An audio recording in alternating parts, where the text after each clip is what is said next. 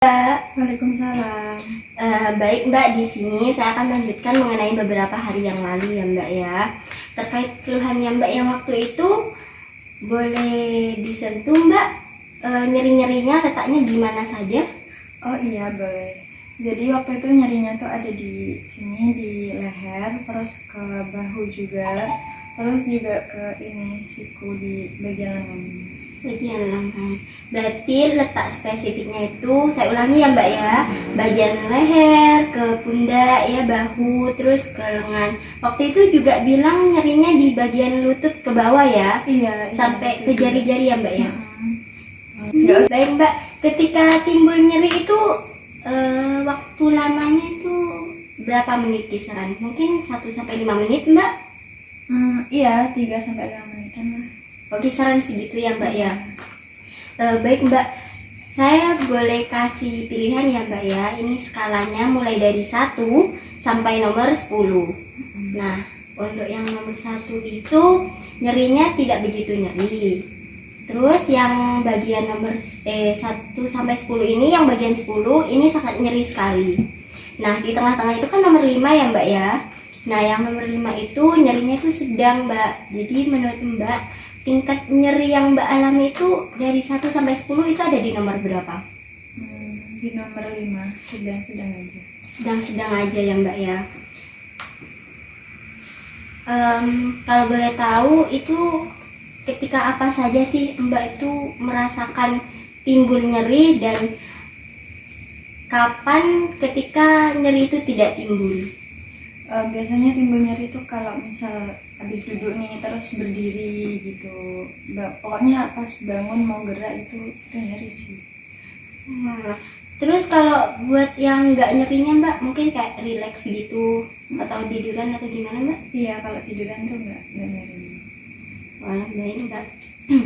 Itu nyerinya berpengaruh nggak sih Mbak sama keseharian Mbak itu?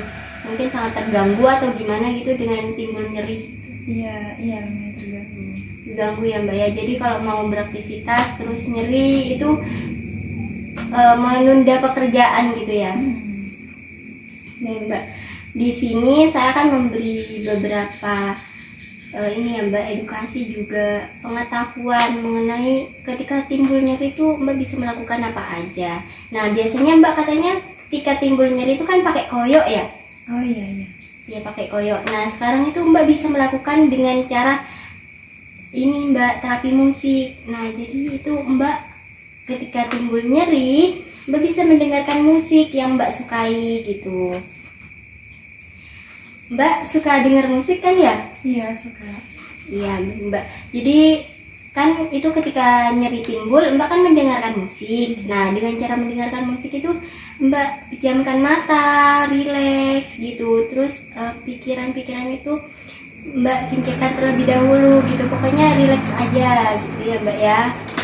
Resapi, dalami wes itu lagunya. Dan juga bisa dengan cara terapi pijat Mbak. Gitu. Boleh saya contohkan Mbak? Kebetulan di sini saya ada lotion. Pakai lotion nggak apa-apa ya Mbak ya? Iya, nggak apa-apa. Saya mulai di bagian telapak tangan ya Mbak ya.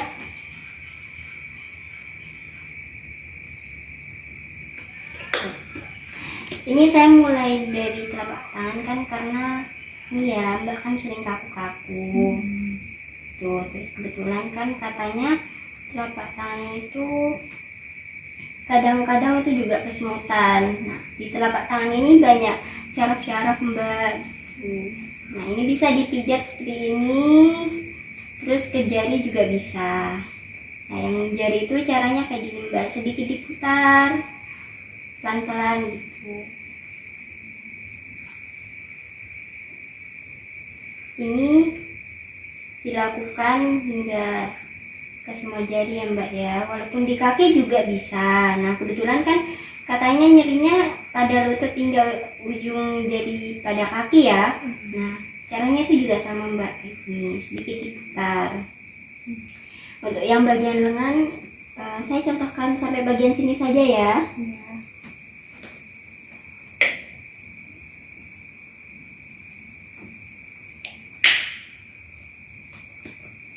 Hari ini merasakan nyeri Mbak?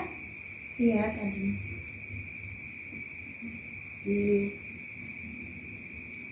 Ini mungkin efek karena ini ya mbaknya kan ibu rumah tangga kan ya, jadi mungkin terlalu banyak beraktivitas yang berat-berat gitu, karena kan biasanya kayak cuci piring, masak gitu kan ya, menyapu, mengepel tuh. Nah ini pemijatannya caranya ke atas ya mbak ya, jadi bisa dilakukan juga pada bagian bahu sama bagian leher. Nah juga sama yang dilakukan ke bagian dari lutut sampai bawah ya mbak ya. Nah, selain itu mbak, itu bisa dengan cara pengompresan, bisa kompres hangat atau kompres dingin. Nah, itu diletakkan di bagian yang nyeri-nyeri juga, seperti itu. Jadi kayak bisa melancarkan peredaran darahnya mbak, seperti itu. Jadi, seperti yang saya katakan ya mbak, ini mungkin karena efek kekakuan pada otot-ototnya gitu, dan juga mungkin karena mbaknya pernah jatuh sebelumnya. Pernah. Nah, ya mungkin karena efek cedera itu juga mbak, itu juga bisa mempengaruhi mengapa mbak itu sering mengalami nyeri-nyeri gitu.